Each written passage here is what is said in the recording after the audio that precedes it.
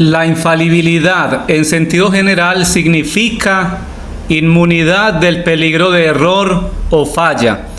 En sentido particular, según el uso teológico, indica la prerrogativa sobrenatural por la que la Iglesia de Cristo, gracias a la asistencia divina, está libre de la posibilidad de error en sus definiciones dogmáticas referentes a la fe o a la moral. Conviene que antes de tratar el problema propiamente dicho de la infalibilidad, iniciemos este trabajo dejando en claro algunas verdades eclesiológicas establecidas. Estas son que Cristo fundó su iglesia como una sociedad perfecta y visible, que Él quiso que fuera absolutamente universal e impuso a todos los hombres una obligación solemne de pertenecer a ella, a menos que la ignorancia no culpable los excusara.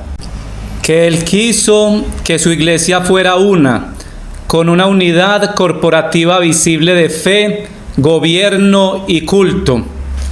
Que para garantizar esa triple unidad, Él otorgó a sus apóstoles y a sus legítimos sucesores en la jerarquía, y exclusivamente a ellos, la plenitud de magisterio, gobierno y facultades litúrgicas que Él quiso que su iglesia poseyera.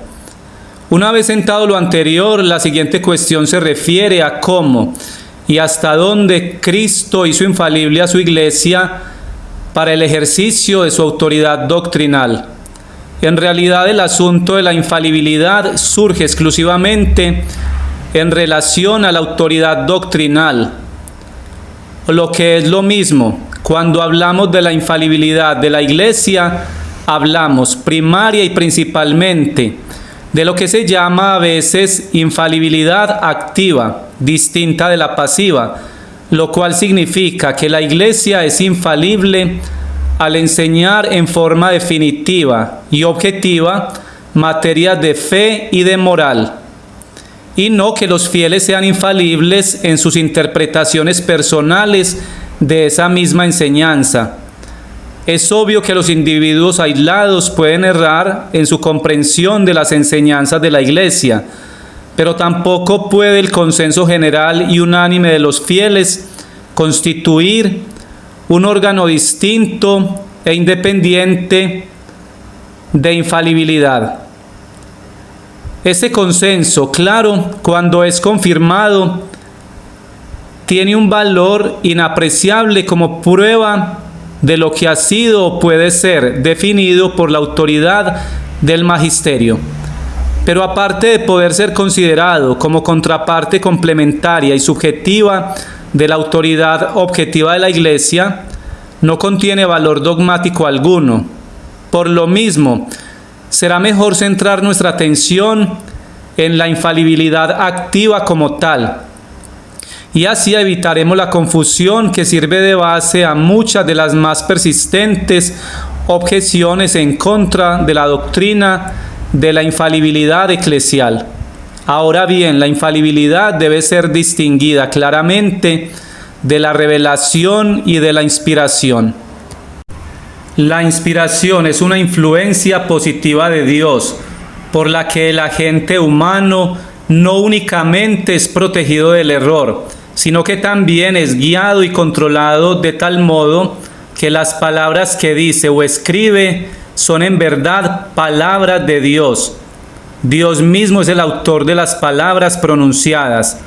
La infalibilidad se refiere únicamente a la exención de la posibilidad de errar. Dios no es el autor de la palabra infalible, sino de la palabra inspirada. Al menos no lo es en el mismo sentido. La palabra infalible será siempre algo de procedencia humana. La revelación a su vez señala el acto por el cual Dios comunica, en forma sobrenatural, una verdad hasta entonces desconocida.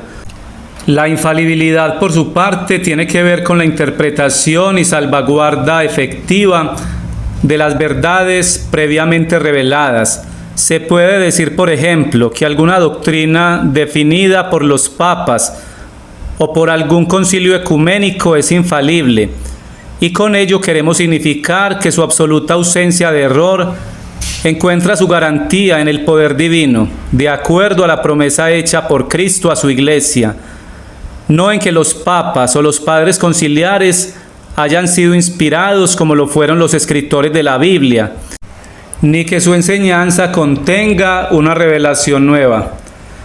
Convendrá profundizar en que la infalibilidad es más que la simple exención del error en un tema concreto. Es la exención de la posibilidad de errar. No exige santidad de vida, ni mucho menos ausencia de pecado de parte de sus órganos. Hombres pecadores y malvados pueden ser agentes de Dios al definir algo infaliblemente. La validez de la garantía divina es independiente de los argumentos falibles utilizados para tomar una decisión definitiva y de los motivos humanos indignos que puedan haber influenciado el resultado durante algún debate. Lo que se garantiza con la infalibilidad es únicamente el resultado final, solo él, no las fases preliminares que lo preceden. Si Dios otorgó el don de profecía a Caifás, quien condenó a Cristo, con seguridad también otorgó el don menor de la infalibilidad a algunos seres humanos indignos.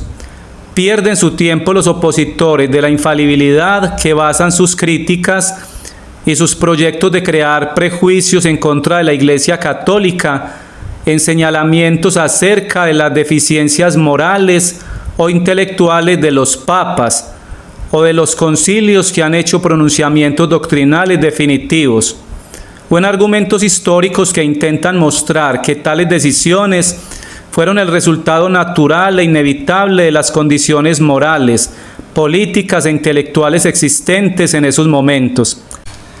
Habiendo establecido la doctrina general de la infalibilidad de la Iglesia, ahora naturalmente debemos preguntarnos acerca de los órganos a través de los cuales se hace oír la voz de la autoridad infalible.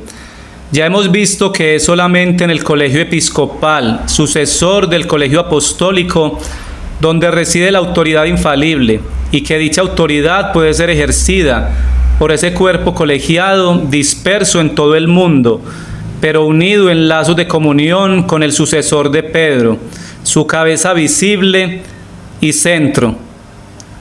Durante el intervalo que medió entre el colegio de los apóstoles en Jerusalén y el de los sucesores en Nicea, se vio que el ejercicio ordinario de la autoridad episcopal era suficientemente efectiva para las necesidades de ese tiempo. Pero cuando se asomó la crisis de la herejía arriana, la misma autoridad no fue suficiente, por la inevitable dificultad práctica de verificar la unanimidad moral, al tener la Iglesia que enfrentar mayor disentimiento.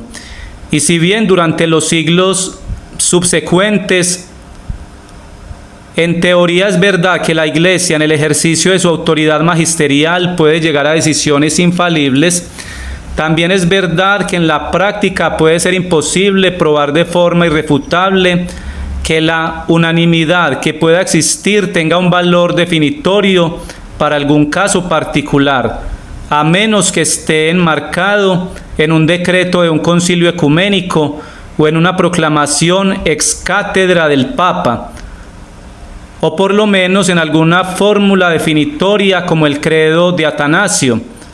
Así que por las razones prácticas, en lo tocante a la infalibilidad, podemos desentendernos ahora del magisterium ordinarium y concentrarnos en los concilios ecuménicos y el Papa.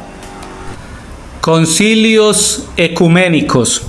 Un concilio ecuménico o general, distinto de uno particular o provincial, es una asamblea de obispos que jurídicamente representa a la Iglesia universal, constituida jerárquicamente por Jesucristo. Y como el primado de Pedro y de sus sucesores, los papas, es una característica esencial en la constitución jerárquica de la Iglesia. Puede concluirse que no hay concilio ecuménico independiente u opuesto al Papa, Nadie puede válidamente realizar acción corporativa alguna sin el consentimiento o cooperación de su cabeza. De ahí que el derecho de convocar un concilio ecuménico es exclusivo del Papa. Si bien se puede lanzar la convocatoria en nombre de la autoridad civil, en base a la presunción de su consentimiento, ante o post factum, como fue el caso de la mayor parte de los primeros concilios, para lograr la ecumenicidad en sentido estricto. Deben ser convocados todos los obispos que estén en comunión con la Santa Sede, pero no se requiere la presencia de todos, ni siquiera de una mayoría. En lo tocante a los procedimientos de deliberación, el derecho de presidencia le corresponde obviamente al Papa o su representante, pero no se requiere su presencia para la toma final de las decisiones. Si éstas son unánimes, finalmente el Papa debe aprobar los decretos conciliares para que estos tengan valor ecuménico y autoridad. Esto debe ser posterior a la acción conciliar, a menos que el Papa haya estado presente personalmente y otorgado ya su ratificación oficial. Nadie que admita que la Iglesia posee autoridad doctrinal infalible podrá negar que un concilio ecuménico que satisface las condiciones arriba mencionadas constituye un órgano de tal infalibilidad. Si no fuera a través de ese órgano, ¿cómo podría expresarse la autoridad infalible, además de la voz del Papa? Cristo prometió estar presente ahí donde hubiera 2 o 3 discípulos reunidos en su nombre. A fortiori, estará también presente eficazmente en una asamblea representativa de sus maestros autorizados, además de que el Paráclito prometido estará también presente, de modo que sin importar lo que el concilio defina, siempre podrá ir acompañado de la fórmula: nos ha parecido bien al Espíritu Santo y a nosotros. Esta es la visión que los concilios tienen de su propia autoridad y sobre la que insistieron los defensores de la ortodoxia. Los concilios insistieron en que sus definiciones debían ser aceptadas bajo pena de anatema. Y San Atanasio, por ejemplo, dice que la palabra del Señor, pronunciada por el Concilio Ecuménico de Nicea, permanecerá para siempre. Y San León Magno prueba el carácter inmodificable de las definiciones conciliares definitivas, basado en que Dios confirma irrevocablemente su verdad. Reafirmó el consentimiento irrevocable de toda la fraternidad. Esta información ha sido extraída de la Enciclopedia Católica Online de EWTN.